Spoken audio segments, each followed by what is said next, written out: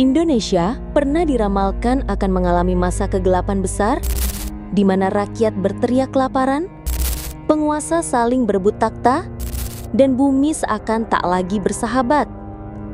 Namun, dari tengah kehancuran itu akan muncul seorang pemuda dari timur, bukan dari kalangan elit, bukan pula dari terah istana, tapi dialah yang telak disebut Ratu Adil. Ramalan ini ditulis ratusan tahun lalu oleh Raja Jayabaya dari Kerajaan Kediri. Dan hari ini kita akan mengungkap pertanyaan besar. Apakah pemimpin itu sudah lahir? Apakah ia kini sedang bersiap menyelamatkan negeri ini? Sebelum kita bedah satu persatu, silakan tulis doa dan harapan kita semua untuk negeri ini di kolom komentar. Dan bagi sedulurku yang muslim, jangan lupa tulis sholawat. Semoga doa-doa kita semua terkabul. Tahun 1135, Raja Jayabaya menuliskan naskah besar penuh simbol dan peringatan. Ramalan itu tak hanya memuat soal kerajaan dan moral, tapi juga masa depan Indonesia. Salah satu bagian berbunyi, "Kelak akan datang Ratu Adil, pemuda dari timur, yang membawa keadilan di saat negeri ini hampir runtuh karena ulah penguasanya sendiri." Naskah ini bukan sekadar legenda, sebab pola-pola yang dituliskannya mulai muncul hari ini. Di balik lembaran naskah tua yang hampir rapuh dimakan zaman, tersembunyi sebuah pesan kuno, ditulis dalam bahasa Jawa Tengahan, dengan aksara yang nyaris hilang dari ingatan orang modern. Ia berasal dari abad ke-12, dari seorang raja besar yang tak hanya menguasai tanah Jawa, tapi juga memandang jauh ke masa depan. Raja Jayabaya. Dalam salah satu ramalannya yang paling misterius, ia menuliskan, "Kelak akan datang masa gelap, di saat langit tak lagi bersahabat dan rakyat berjalan tanpa harapan, muncullah pemuda dari timur yang tak dikenal, namun membawa terang ke tengah kekacauan." Banyak yang menganggap ini hanya dongeng, legenda yang diceritakan turun-temurun oleh para leluhur. Tapi, bagaimana jika ternyata ramalan ini sedang terwujud sekarang?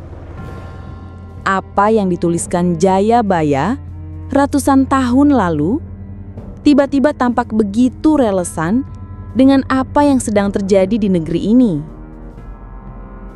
Konflik elit, bencana bertubi-tubi, rakyat kecil yang makin terpinggirkan.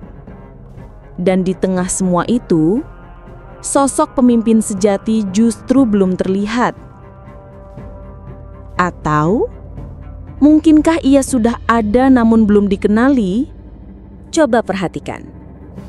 Konflik antar elit, bencana yang datang beruntun, kekacauan moral, dan krisis ekonomi. Semua itu seolah sudah ditulis lebih dulu.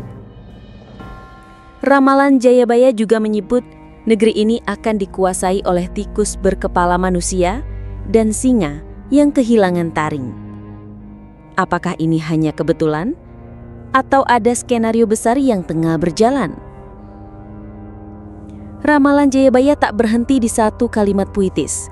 Ia menuliskan tanda-tanda langit dan bumi yang akan mengawali masa gelap sebelum munculnya sang penyelamat. Dan anehnya, satu persatu tanda itu mulai tampak di hadapan kita. Gunung-gunung yang dulu tenang, kini bergolak. Langit senja berubah merah darah. Hujan tak lagi turun sebagai rahmat, tapi datang dalam murka, membawa banjir, longsor, dan tangis rakyat kecil. Tak hanya alam, tanda-tanda itu juga muncul dari dunia kekuasaan. Ramalan itu menyebut, negeri ini akan dipimpin oleh tikus berkepala manusia dan singa yang kehilangan taring. Keadilan diperjualbelikan, kebenaran dipermainkan oleh lidah-lidah api. Bukankah hari ini kita menyaksikan itu? Korupsi silih berganti. Elit politik saling rebut panggung, yang bersalah bebas berkeliaran, sementara yang jujur justru dibungkam atau disingkirkan. Dan di tengah kerusakan ini, suara-suara mulai berbisik, apakah kita sedang berada di zaman yang telah diramalkan Jayabaya? Dan jika iya, di manakah pemuda dari timur yang akan membalikkan keadaan? Beberapa percaya, jawabannya akan muncul di saat semuanya hampir hancur total. Karena hanya dari reruntuhan, terbit matahari baru. Saat kebanyakan orang sibuk mencari solusi di permukaan, seorang pria muda bernama Raditya Arya Satya memilih menelusuri akar masalah dari masa lalu. Ia bukan politikus, bukan pula tokoh spiritual. Raditya hanyalah seorang peneliti naskah kuno yang hidup di antara tumpukan manuskrip yang nyaris dilukakan bangsa ini. Dalam kesendiriannya, ia menemukan satu bagian naskah dari Kerajaan Kediri yang belum pernah dipublikasikan. Bukan hanya karena bahasanya sulit, tapi karena isinya terlalu berani. Di situ tertulis, wahyu keprabon tidak akan turun kepada mereka yang memaksa, tapi kepada yang menghindar. Ia akan datang dari timur, bukan dengan panji perang, tapi dengan cahaya sunyi. Bagi Raditya, ini bukan kebetulan. Ramalan itu tak berbicara tentang kekuatan fisik atau senjata, tapi tentang jiwa yang bersih, yang justru bersembunyi dari sorotan dunia. Sejak saat itu, penelusuran dimulai.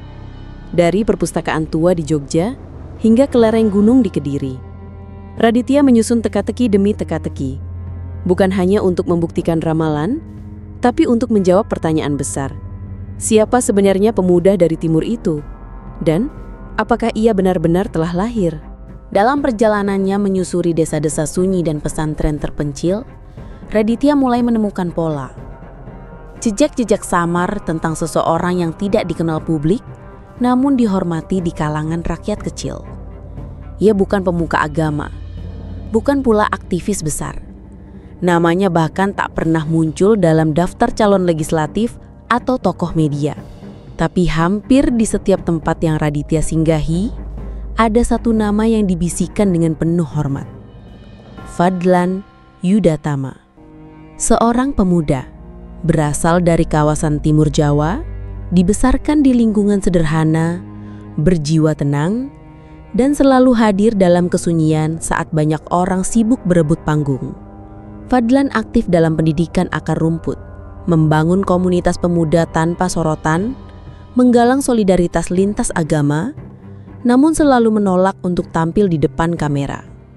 Dan yang membuat Raditya semakin terkejut, ciri-ciri pemuda ini sangat mirip dengan simbol-simbol dalam naskah Jayabaya.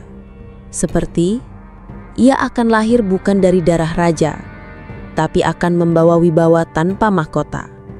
Ia akan muncul di antara lumpur dan debu, namun sinarnya membuat ular-ular kekuasaan sembunyi. Semua cocok. Terlalu cocok untuk dianggap kebetulan. Raditya mulai bertanya-tanya, apakah Fadlan hanya orang biasa? Ataukah dia adalah jawaban dari ramalan yang selama ini dinanti oleh bumi Nusantara? Di sebuah malam yang sunyi, Raditya mendaki bukit sunyi di lereng Gunung Kelut, tempat di mana konon leluhur Kediri dulu bermeditasi. Ia tidak membawa kamera, tidak membawa buku catatan, hanya membawa dirinya dan satu pertanyaan yang terus bergaung di benaknya. Benarkah Fadlan adalah sang pemimpin dalam ramalan? Ki Dharma, sang juru kunci warisan spiritual Kediri, menuntunnya diam-diam, tanpa kata-kata, tanpa penjelasan, hanya isyarat dan sebuah peringatan singkat. Jika kau ingin melihat masa depan, kau harus merelakan pikiranmu diam. Di tengah malam, di bawah cahaya bulan separuh, Raditya duduk diam dalam hening, dikelilingi kabut dan desir angin dingin. Dan di sanalah sesuatu terjadi. Dalam keadaan setengah sadar, ia melihat cahaya samar muncul dari antara pepohonan. Seseorang berdiri di balik kabut, berjubah putih, bersorban pucat, wajahnya tidak terlihat. Namun suaranya bergema tanpa bibir berkata, ia tidak akan datang karena panggilan politik. Ia muncul karena takdir bukan kehendak, bukan yang mengejar singgasana, tapi yang melarikan diri darinya. Lalu bayangan itu menghilang, cahaya padam, langit gelap sepenuhnya.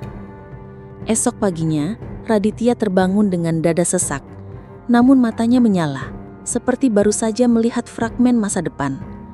Dan untuk pertama kalinya, ia tak lagi bertanya apakah ramalan itu nyata, tapi hanya satu hal: kapan pemuda itu akan muncul di hadapan dunia. Semakin dalam Raditya menyelidiki, semakin jelas satu nama yang terus muncul dalam keheningan: Fadlan Yudahtama. Ia tak memiliki jabatan, tak memiliki partai, tak memiliki panggung. Namun jejaknya tertanam di hati orang-orang yang pernah bertemu dengannya. Anak-anak kecil memanggilnya Kak Fadlan. Petani menyebutnya si peneduh. Dan orang-orang tua diam-diam menyapanya dengan gelar yang tak pernah ia minta: Cahaya Timur.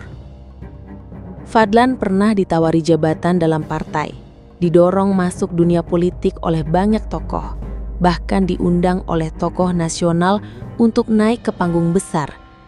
Tapi ia selalu menolak, lembut, tegas, tanpa penolakan keras, hanya dengan satu kalimat yang selalu sama: pemimpin sejati tidak memimpin dari kursi, tapi dari hati. Ia tahu tentang ramalan itu.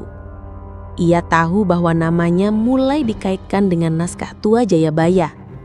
Bahkan, ia memiliki potongan manuskrip kuno peninggalan kakek buyutnya yang menulis ulang sebagian ramalan dengan tulisan Pangan. Namun, Fadlan tidak ingin dikenal. Ia justru berjalan menjauh saat namanya disebut. Dan di sanalah letak paradoksnya.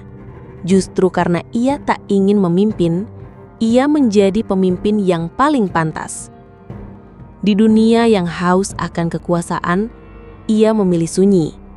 Di tengah kebisingan perebutan jabatan, ia memilih melayani.